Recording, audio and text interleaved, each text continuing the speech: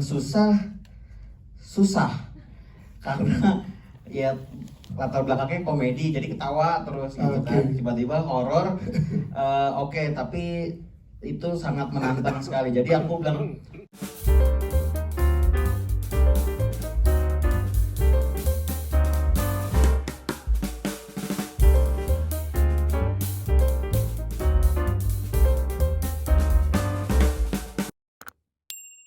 sebelumnya terima kasih teman-teman sudah hadir, dan proses mungkin sampai di titik di mana teman-teman bisa melihat Lost Man Melati seperti apa. Itu kita memang melalui ini pertama kalinya aku bekerja sebagai kolaborasi dengan director yang lain, dan di sini memang challenge-nya kita harus punya satu visi yang sama ya. Dan juga memang dari awal ide Lost Man Melati itu udah kita develop dari awal. Kita bikin kita mau bikin sebuah cerita tentang Lost Man, yang mana Lost Man itu masing-masing dari kita pasti pernah dong punya pengalaman tinggal atau nginep di Lost Man yang menyeramkan. Nah dari situ aku sama Mike bikin lalu ceritanya seperti apa, tokoh utamanya seperti apa. Kita mau bikin sesuatu yang beda. Bagaimana kalau kita bikin protagonisnya itu semacam kayak anti-hero gitu. Jadi agak beda. Biasanya kan protagonis itu baik-baik, tapi kalau teman-teman lihat di trailernya, protagonis awal-awal Madam Melati udah ngebacok orang gitu. Jadi caranya berbeda. Bagaimana kita mengambil simpati penonton tapi menyajikan karakter yang berbeda. Karena visi kita juga memang kita mau menyajikan sesuatu horor yang beda gitu. Dan mengenai setting yang seperti itu, aku dan Mike kita punya selera yang sama ya. Kita suka vintage style, kita suka hal-hal yang klasik, kita suka film horor juga gitu. Jadi memang aku dan Mike kita membangun dunia Lost Man Melati bukan hanya cerita, tapi kita udah mikirin universe-nya ini akan seperti apa, karakter-karakter di dalamnya seperti apa. Mungkin teman-teman melihat ending ada sesuatu setelah ending. Nah itu adalah universe dari Lost Man Melati yang memang Mike banget, yang aku banget juga. Mungkin secara style buat beberapa teman-teman mungkin yang udah menyaksikan beberapa filmku terakhir juga ada sedikit kesamaan style juga di situ. Jadi memang terpenting kita punya visi yang jelas sehingga kita bisa tahu mengkomunikasikan ke seluruh kru visi kita apa. Hasilnya ya seperti yang udah teman-teman lihat sih. Itu nih, siap, terima kasih. Tepuk tangan dong Mas Billy, thank you. Kemudian juga kalau untuk pemain boleh ceritakan sedikit ke teman-teman media yang ada di sini, proses pemilihannya gimana bisa sampai ke nama-nama yang luar biasa ini Mas Billy? Silakan. Oke. Jadi memang Lost Man Melati itu ada series of characters yang agak beda ya. Dan ini aku dan Mike kita juga agak challenge ya buat kita untuk memilih tokoh-tokoh siapa yang bisa cocok untuk Melati, Golok, Detektif Fadil, Sigit. Ini mungkin kita juga dari waktu kita nulis skenario udah kebayang nih orang-orangnya seperti apa ya. Tapi karena karakternya ini unik, agak sedikit aneh, ketika kita bertemu dengan calon kandidat, kita pun juga masih ada PR yang harus kita lakukan, yaitu adjustment, membuat karakter ini bernafas gitu kan, memilih wujud fisik. Mungkin pada saat proses casting yang kita lihat adalah wujud fisiknya aja, tapi kan ada lagi Melati itu harus bisa menunjukkan keanggunan. Karena kita ngebayangin Melati itu bukan sosok serem, enggak, tapi dia harus anggun, femme fatale, tapi juga misterius, tapi juga bisa mengundang simpati kita gitu. Jadi memang tokoh-tokoh yang kita berusaha untuk ini lumayan banyak diskusi sama Mike ya, si ini bagaimana, tapi semuanya mengarah ke apa yang kita butuhkan secara skenario dan juga apa yang ada di calon-calon pemain yang kita punya gitu. Oke, tepuk tangan sekali lagi buat Mas Billy Christian. Thank you Mas Billy. Kita ke para pemain sekarang, boleh menceritakan bagaimana serunya, mungkin dari Mas Fandi Christian dulu ya. Mas Fandi, ceritain dong ini serunya gimana dan apa yang membuat Mas Fandi tertarik untuk ada di proyek Lost Man Melati ini, silakan. Halo semuanya, selamat sore. Apa kabar semuanya? Oke, kebiasaan saja aku merasa sangat blessing bisa bekerja sama di sini. Ketika tawaran project ini, karena Mike adalah salah satu my wishlist untuk someday aku bisa kerja sama bareng sama dia dan akhirnya terpilih. Ini salah satu project yang sangat menyenangkan, bisa ketemu lagi sama Kak Alex dan Bang Mueng dan Mas Dwi, Pak Billy. Dan kolaborasi dengan Infinite dan Catchplay buat aku sebuah achievement sebagai pekerja seni. Kayak aku dapat batu loncatan baru, so I just give my best ketika dipercaya untuk menjadi Sigit. Pokoknya selama syuting ini buat aku adalah salah satu project yang sangat menyenangkan, dan mudah-mudahan kalian bisa menikmatinya. Itu aja sih. Yes, itu dia. Pengen tahu juga proses mendalami Sigitnya gimana, karena dari kecil kan terus ke bawah, pas gedenya, oh iya nih Sigit ya kalau udah dewasa kan gini, terus siap-siap cintanya ditolak gitu. Itu banyak, aku dapat input dari Pak Mike, terus aku juga lupa Pak Billy nyamperin saya jam 11:30 malam ke villa untuk bahas. Terus Sigitnya gini segala macam. Dan gak lepas juga dari ada Rania sama Syasha di situ yang bantuin. Jadi ya buat aku ini project yang sama sekali gak ada mistake ya. It's very perfect for me. Itu dia, Fandi Christian, tepuk tangan dong Mas Fandi, thank you Mas Fandi. Nanti kita ngobrol lagi dengan pertanyaan dari teman-teman media. Kita ke Mas Dwi Sasono dulu, hadir di belakang tadi menyimpan banyak misteri nih, sengaja disimpan ya oleh Mas Mike dan juga Mas Billy. Untuk Mas Dwi Sasono sendiri, gimana melihat karakternya sendiri di dalam Lost Man Melati ini? Apa yang membuat seorang Mas Dwi tertarik gitu, yang bikin nih, ini beda nih dari penampilan seorang Dwi Sasono sebelum-sebelumnya? Ya, selamat sore teman-teman semua. Gimana ya? Ini saya memilih loh. Saya merasa terpanggil. Terpanggil. Iya, itu beda gitu. Wah, ini film ini memanggil saya gitu kan. Dan ya memang di sini saya sebagai Fadil kan, sebagai detektif. Kalau di luar negeri mungkin detektif, kalau di sini penyidik ya. Iya. Itu penyidik yang memang dia itu bisa dibilang dia penyidik di sebuah tempat baru gitu kan. Dan secara pendalaman sih saya nggak begitu sulit, walaupun saya kayaknya ini pertama kali ya saya berperan selama dalam perfilman saya menjadi penyidik polisi itu baru sekali ini. Baru sekali ini ya. Karena saya merasa kayak, oh jadi penyidik tapi rambut saya gondrong, nggak harus dipotong gitu. Nggak harus dipotong gitu aja udah bagus gitu kan. Oh, oke, thank you Mike. Oke. Dan untuk pendalaman karakternya sendiri juga nggak sulit, karena saya pernah juga saya masuk ke dalam kan gitu. Jadi karena saya tahu nantinya saya mau jadi penyidik, jadi saya mungkin saya bisa membaca masa depan kali ya. Jadi saya akhirnya saya masuk ke dalam gitu, tapi nggak ada feeling saya nggak ada apa-apa gitu. Jadi ya sudah, ya saya sebagai aktor itu kan ya memang tugas saya kan meng-capture momen gitu kan dalam kehidupan saya atau apa yang saya lihat gitu. Ya kurang lebih kemarin saya jadi tahu seperti apa penyidik yang di depan mata saya seperti apa gitu. Jadi kurang lebih ya asik untuk dimainkan seperti itu. Asik untuk dimainkan, dan masih banyak misteri dari karakter detektif Fadil sendiri yang belum diungkap ya. Iya, mau cerita banyak tapi takutnya malah jadi salah. Belum boleh. Siap, terima kasih. Tepuk tangan untuk Mas Dwi Sasono. Kita ke Mas Samuel Panjaitan sebagai golok atau tangan kanan langsung dari para pelatih yang mencuri perhatian, yang membuat kita kayak ini nih emang nih jahat. Mas, boleh cerita dong Mas Wei, gimana bergabung di proyek ini dan serunya seperti apa proses selama perjalanan atau produksi dari Lost Man Melati ini, Mas? Oke. Selamat sore, hari ini kita kumpul sini. Saya Samuel Panjaitan berperan sebagai golok di sini. Jadi awal dikasih tahu gitu kan mau ada project untuk Lost Man ini, saya sempat bingung gitu karena basic saya sebenarnya kayak lebih ke komedi gitu, karena ini dibilang horor gitu kan.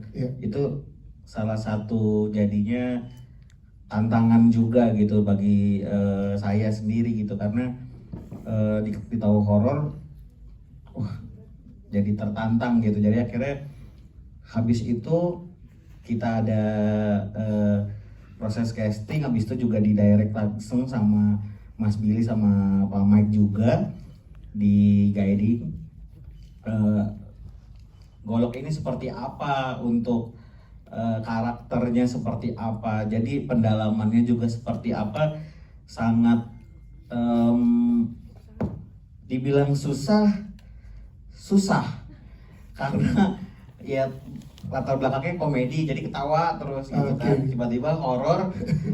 Oke, tapi itu sangat menantang sekali. Jadi aku bilang udah gitu jalan ceritanya itu bagus banget, karena mungkin yang udah screening tadi lihat ada beberapa tahun terus flashback lagi gitu kan, jadinya itu tantangan juga buat karakter Golok itu sendiri. Jadi dari tahun ke tahun itu beda tahun, beda gaya juga, beda gaya bajunya atau apanya. Ayamnya gitu. beda lah, ayam. Ayamnya enggak. Nah itu salah satu yang tersulit juga tuh, karena kebetulan saya ada fobianya yang mungkin nggak masuk akal. Iya. Jadi saya fobia sama ayam. Oke. Sedangkan tadi ada scene di mana harus bersama dengan ayam. Di mana ada scene Golok nggak masukin sajen Iya. yang harus menggal ayam. Itu jadi aku diajarin pertama di pendekatan dulu sama tim semuanya sampai dibikinin ayam-ayaman. Itu sampai dibikin ayam-ayaman jauh, udah jauh itu saya kabur padahal masih boneka ayam, jadi saya pikir itu ayam beneran gitu. Mock up dibikinin sama madam sendiri bilang, "Kang, enggak, ini pelan-pelan akhirnya Makan ayam nggak? saya makan ayam. Oke. Saya makan ayam. Nah itu makanya sampai Pak Mike sama Mas Billy tuh nggak percaya, kan lu makan ayam tapi kenapa takut ayam? Ya nggak tahu. Jadi waktu take Ceritain dong kenapa bisa takut ayam. oh iya, itu saya pernah dulu dikejar sama ayam soalnya. Jadi waktu kecil ayam itu bisa terbang. Saya juga heran. Jadi cepetan ayamnya dibanding saya. Jadi makanya saya sampai sekarang takut sama ayam. Jadi kalau ada ayam, saya kabur duluan. Cek, oke, kalau ayam hidup takut ya, tapi kalau ayam udah jadi ayam bakar doyan ya Mas. Iya. Ya, Mama.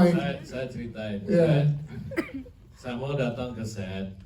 Saya udah kasih cerita, saya udah tulis sama Billy, ini Golok seharusnya setiap hari dia harus potong ayam, ya, tiap hari.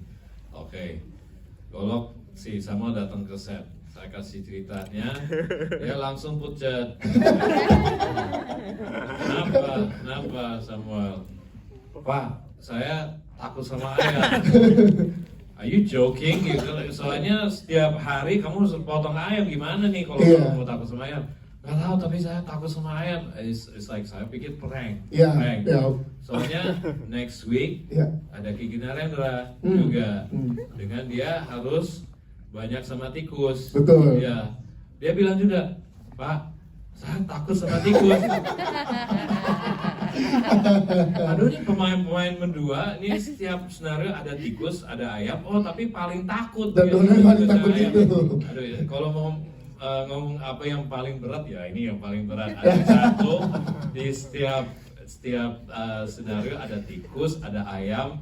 Dengan pemainnya harus ada trauma. Dia harus ke rumah sakit duluan. Di rumah sakit duluan. Ya itu setiap hari ada gitu sih. Jadi itu tantangannya kan? Tapi saya hormat sih, semuanya jago-jago. Yes. Dengan dia bisa, bukan ayam jago, tapi jago-jago dia bisa overcome dia punya fears ya. Oke.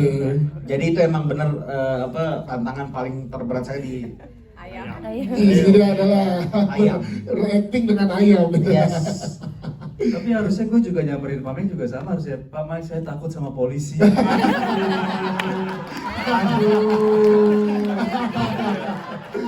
Awas Mas Dwi, itu ntar di highlight sama media. Itu ntar dijadiin. Jadi Sama headline. biar banyak yang nonton. Oh iya benar. Oke, thank you. Tepuk tangan dulu Mas Samuel dong. Thank you so Mas much. Arul pokoknya langsung yang mendapat itu baru. Iya, langsung oke, dapat berita. Nah, Mas, itu sudah lewat. Nah, itu. Kalau dia bercanda berarti kan udah berdamai dengan itu berarti kalau dia bercanda. Thank you Mas Bi. Kita ke Mbak Melati sekarang, ke Mbak Alex Renggotardo. Tepuk tangan untuk Mbak Alex dong.